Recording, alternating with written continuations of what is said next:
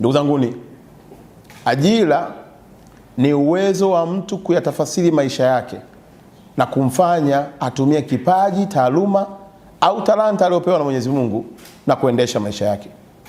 Tunafahamu ya kwamba nchi yetu kwa wingi wa vijana tuliokuwa nao, kwa kweli pasipokuwa na shaka lazima iwepo mikakati mbadala kuwezesha kutengeneza fursa na vijana wao kupiga hatua. Tulimwomba Daktari Samia Suluhu Hassan ili kuangazia vijana wenye ndoto hizi wanaotumia taaluma zao na vipaji vyao kuendeleza maisha yao.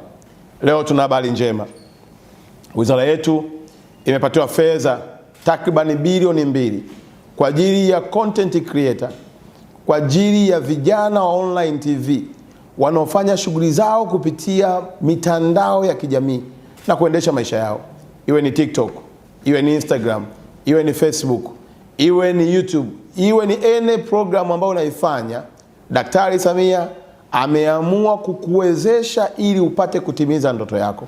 Naomba kutumia nafasi hii kuwatangazia kijana yoyote mwenye ndoto ambaye ameshaanza safari ya kuipigania ndoto yake, ambaye ameshaanza safari ya kutafasiri ndoto yake kwa vitendo kwenye mikoa yetu yote ya Tanzania, kokote kule aliko, aende kwenye ofisi za wilaya ama halmashauri ama jiji ama kwenye wilaya, kwa maana mkuu wa wilaya, kupitia kwa maafisa habari wa wilaya, mkajiandikishe. Peleka taarifa zako, waambie wewe ni nani, unashughulika na nini.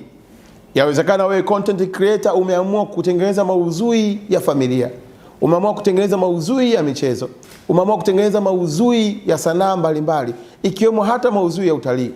Ukifika pale, andikisha jina lako, chombo chako ulichonacho, kazi unayoifanya, na sisi tutapokea taarifa hizo kama wizara na kuzichambua na kufanya mkakati wa kuwapatia hizo fedha kwa ajili ya kuwezesha shughuli yenu ya kutimiza ndoto mliokuwa nayo.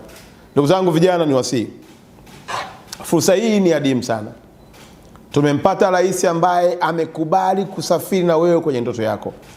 Umehangaika peke yako kwa muda mrefu ukitumia simu yako. Umehangaika peke yako kwa muda mrefu ukikosa vibali vya kwenda hata baadhi ya maeneo kufanya shughuli yako.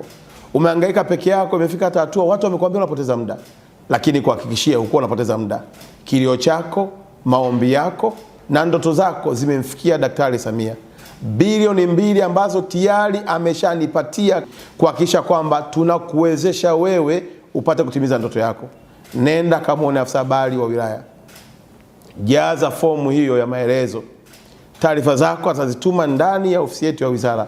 Kuanzia leo mpaka tarehe 15 ya mwezi wa pili, vijana wote wenye ndoto hizo, walioanza kusafiri kwenye ndoto zao, walioanza kutengeneza content, wale content creator, waende kwenye ofisi za wilaya. Watakutana na maafisa habari nchi nzima, wako kwenye ofisi zetu za wilaya au ofisi za halmashauri. Wakifika pale watakutana na fomu, watajiandikisha.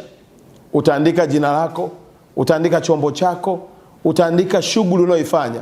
Kama wewe ni mtu wa online TV, kama wewe ni content creator, utaandika cha kwako. Na baada ya pale wizara yetu itapata taarifa zote na kuzifanyia uchambuzi ili tuanze kukupatia fedha hizi ukapate vifaa ujikwamue na utimize ndoto yako.